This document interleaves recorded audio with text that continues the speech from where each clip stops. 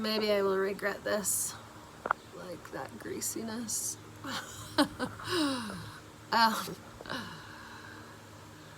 That last video didn't feel raw enough. Let me talk to you a little bit about how fat phobia has affected my mental health. After my Sophia died, about 6 months after, I realized that it was affecting my bipolar depression, bipolar disorder. I have what is diagnosed as type 1. I'm gonna try and get this so that there. Which means that I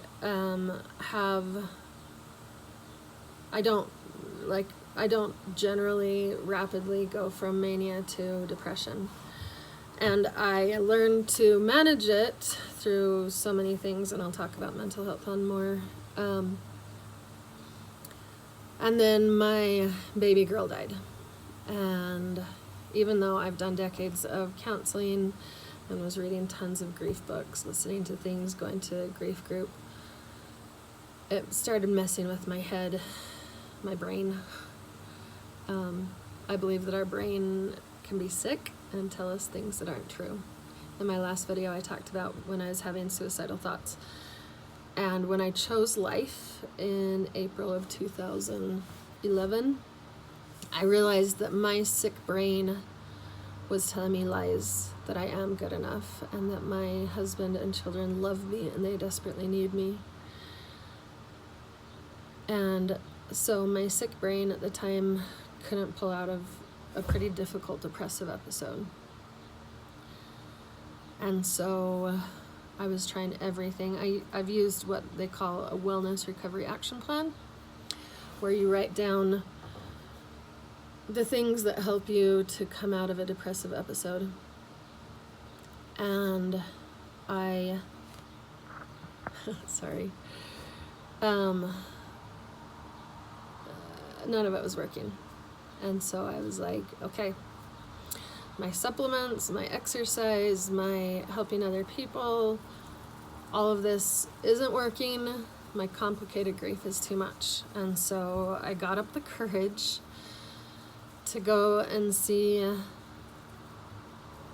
we have an interesting insurance situation, to go up and see a primary care physician.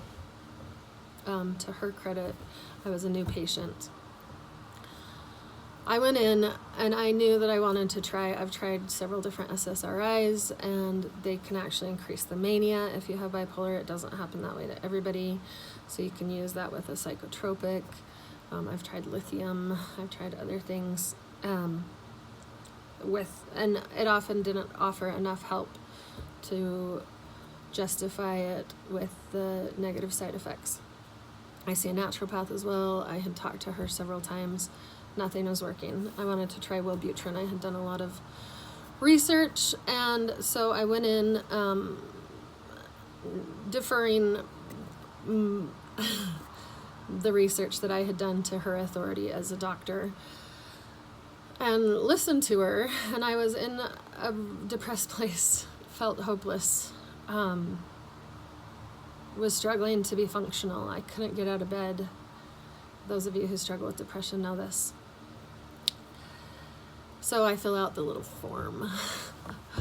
My depression ranked severe according to the diagnostics. And she saw that. But she looked at me. For several years, I have refused the scale because I work out, I do weight resistance, and the scale is just a trigger. It makes me feel worse about myself.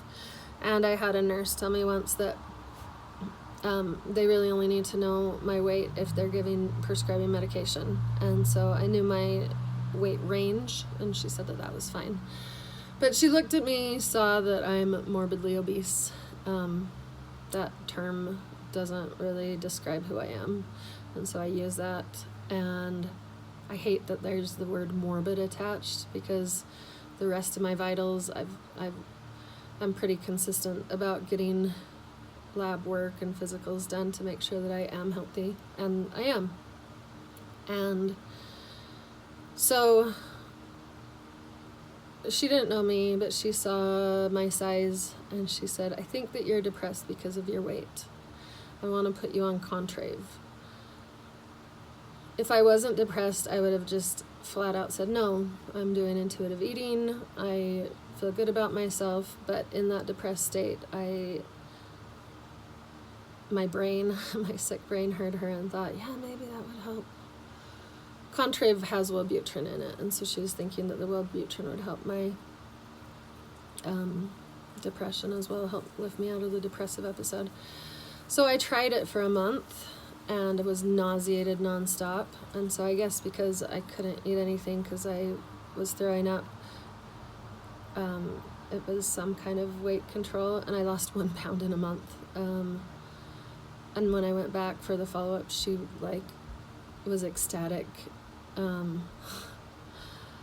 And I realized that this wasn't the doctor that I needed. But this is what we face. There are databases of people who are HAES, Health at Any Size friendly doctors, and I found one after that. And the good news, I stopped. So we did, I guess Contrave's expensive, so we did the generics. I can't remember, it's Wellbutrin, Buprion, whatever, the generic, and also something else. Oh, naltrexone, which actually is pretty dangerous.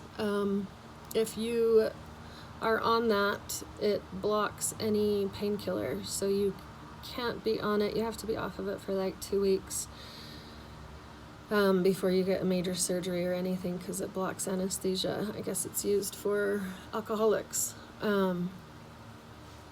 So speed up. The light just changed. I think it's because of the daylight outside.